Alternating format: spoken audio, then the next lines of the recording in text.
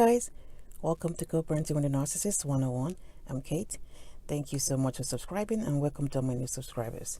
Alright guys, I apologize. I've been MIA for a while. I was out of the country and could not record, and when I did try to, my nosy family didn't let that happen.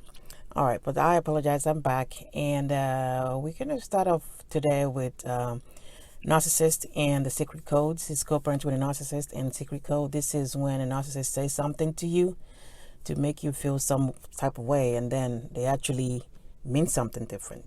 So we start with let's say you're co-parenting with a narcissist, and either they have the primary custody or you have the primary custody, whichever one it is.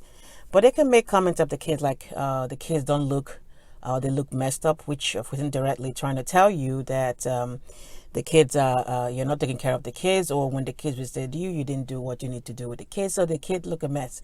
That is code word for that they feel useless, and they can't contribute to the care of the kids because them judging you shift the focus. Okay, so if you are the one that with the kids, and they make those side comments, that's them being that they can't help. They know they can't help, really. They're not fully functioning as parents to the children, so they're going to criticize your effort that you're making to kind of shift you, have you on the side of defending yourself, which is, I say this all the time.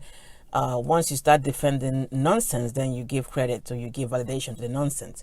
So when they make comments like that, is it's simply code word for, I know I'm useless, I don't contribute much to the care of the children, I don't do much in regards to taking care of the children, so let me go ahead and criticize your efforts, and so that way I make it look like you're not doing enough, so that you don't think you're doing something special, even though I know that you are doing something special because I can't do it.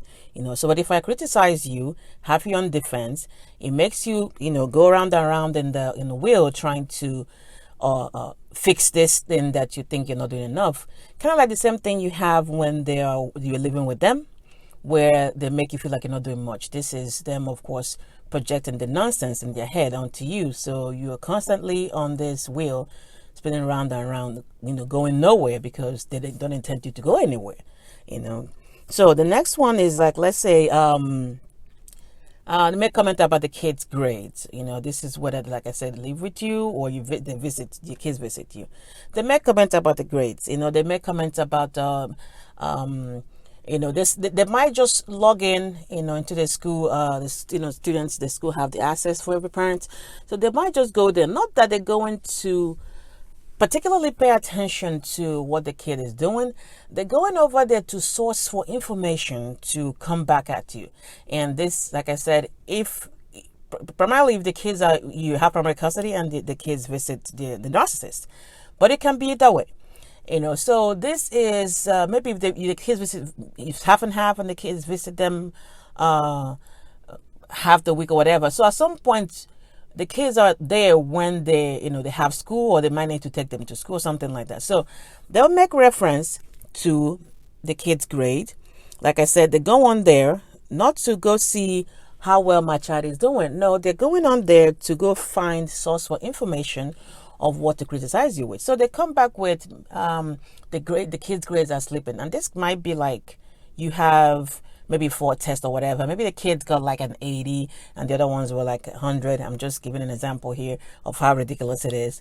So it might be like, yeah, 90 something, and then there's a 79 somewhere, or like this might not even be the final grade. It might just be a test in the class, so it's not like it's a final grade for the quarter or the weeks.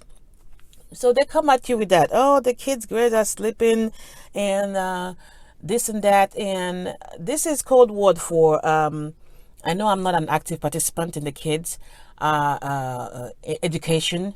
I'm not the one that is doing homework. I'm not the one that is helping them out resolve issues. I'm not the one that is I'm doing what I'm supposed to do as a parent, as in keeping up with what the child is doing. This is code word for when they say something like that. This is what I'm trying to tell you. I am not an active participant in the taking care of the children when it comes to the education. So let me go ahead and make you look back. Let me go ahead and make you doubt yourself or think like you're not doing enough as well, in regards to this, because that way, you know, you're busy, defending this nonsense. So you forget that you're the only one actually doing what needs to be done when it comes to the kids' education. Okay, so the next one would be maybe the kids come back, they visit, or they go to the narcissist. They go to the narcissist, or they come back to the narcissist, whichever way. They'll make comments about the kids' behavior, or the kids are acting different, or stuff like that. Like kind of trying to insinuate that somehow you are doing something wrong where the kids are not acting crazy when they come back to the house or they go visit, whichever one it is. So this is code word for, I see you trying to validate the kids' feeling. I see you trying to show the kids positivity. I see you trying to show the kids a sense of self-worth or self-validation. So let me go ahead and make you stop that, because allowing you to continue this means that one, it'll be easy. It'll be harder to alienate you from the kids, because like I said, whether they have primary custody or you have primary custody, doesn't matter. At any point in time, the narcissist is trying to say so many bad things to the children about you. So it doesn't matter. So if you are teaching the kids, you're the same one, and teaching the kids sense of self-worth, self-validation, you validate the kids' feelings. Then this is them saying it's different. So this is code word for, I need to stop this, because them having any kind of self-validation and not relying on the narcissist means that I cannot be effective in alienating them from you. I cannot have complete control of you. So let me go ahead and put a stop to that by go ahead and criticizing or commenting negatively on the children's behavior, like something has changed, like something has gone bad, when in reality the kids are standing firm or leaning on to the positivity that you provide, and knowing that, seeing the toxicity that is they live with or they visit, and knowing the difference as time goes on. So they rather have everybody flying blind, because it's easier for them to use the kids as flying monkeys. It's easier for them to use, alienate the kids. It's easier for them to control the kids, and they try to control you through the kids. So when they see that change, or the kids acting a certain way, hopefully you're doing what you're supposed to do so that you counter whatever negative is going on. When they see this is exactly how they'll react, by commenting negatively on the kids. The kids are not behaving badly. The behavior has changed. That's code word for, let me put a stop to it, because this is going to be hard for me to do the negative stuff that I need to do to the kids, through the kids to get to you, either way. All right. So the next one is, we need to sit down and discuss.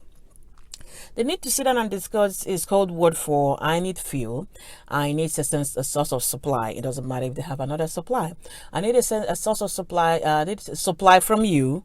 So, and I need it in abundance. So this is what is going to happen. I need to see you physically, so I can sit down and judge all your reactions and body language, and even if you blink your eye in a different way or raise your eyebrows, something like that. So I need to see you so that I can get, as much feel as possible, because at the end of the day, I'm not interested in any resolution. I just want to come over there so I can start something off, so that you can flare up, so that you can yell, so that we can engage in this argument, or I can see you walk angrily off, So I need fuel. I need a lot of supply. So typing on the email, or calling on the phone, or texting, whichever way you're doing it, I need to see you physically so I can get this. So that is the code word. The code word for that is, let's sit down and discuss, whatever it is. At the end of the day, there's nothing for you to sit down and discuss with the narcissist. They can, whatever channel of communication you have, face to face doesn't need to be part of it, because this is how they get a lot of supply. So if that can be avoided, any kind of discussion needs to be done, or whatever needs to be done, discussed, email, phone, text, whatever it is.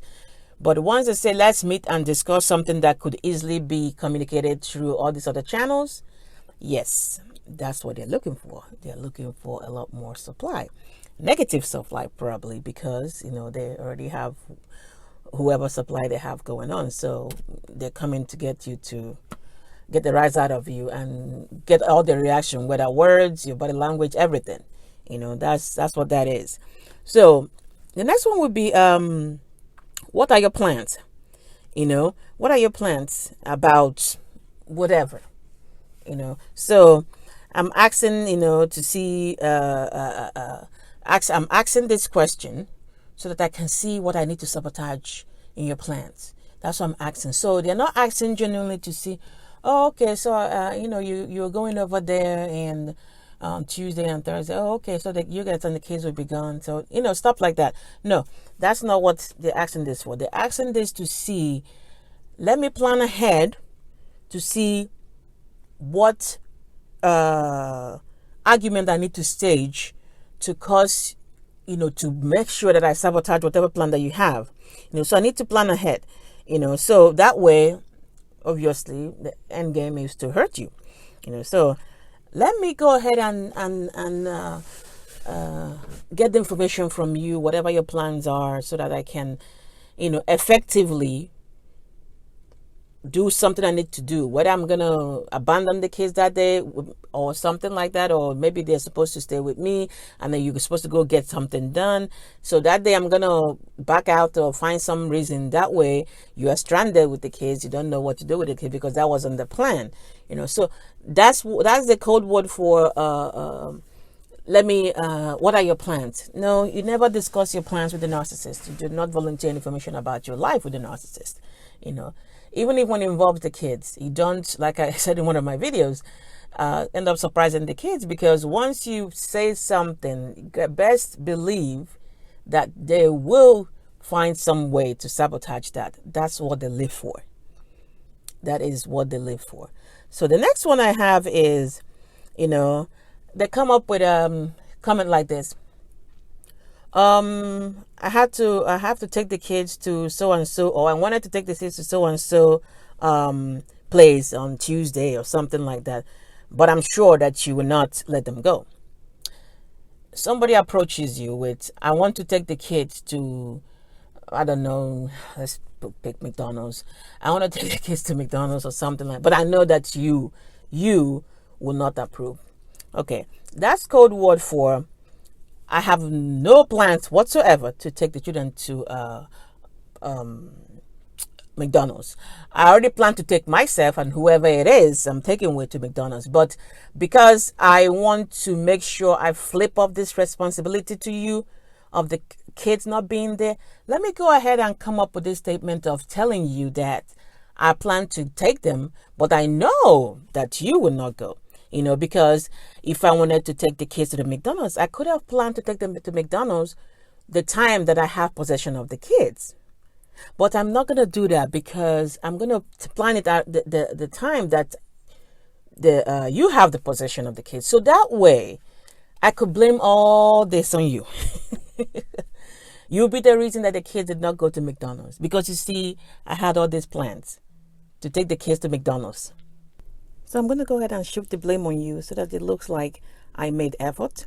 And at the same time, I move it across to your scheduling time, so that way, instead of picking it on my own visitation time or my custody time of the children, I'm going to go ahead, shoot that blame on you so that it'll come across like I made effort. And at the same time, knowing fully well that I do not plan to take the children to the McDonald's, but if I present it this way, it will look like, to their mind or to the narcissist's mind, it will look like, oh yeah, so it wasn't my fault, nothing is their fault. It wasn't my fault, so it's because of you that I couldn't take them to McDonald's, so that is your fault. And of course, in their heads, they believe that everybody else around them is saying the same thing they're saying. It's like, okay, so that way, all these people around, people will see, I made this effort, because that's exactly what they'll tell everybody, is that, I wanted to take the kids to McDonald's, and he or she said no, knowing fully well, like I said, this was during your time. They could easily have done that during their own visitation time. So, because They never planned to. It wasn't their plan to take them to McDonald's. There's just another thing to get at you, to get you annoyed, to get you engaged, because at the end of the day, what they need the most is fuel.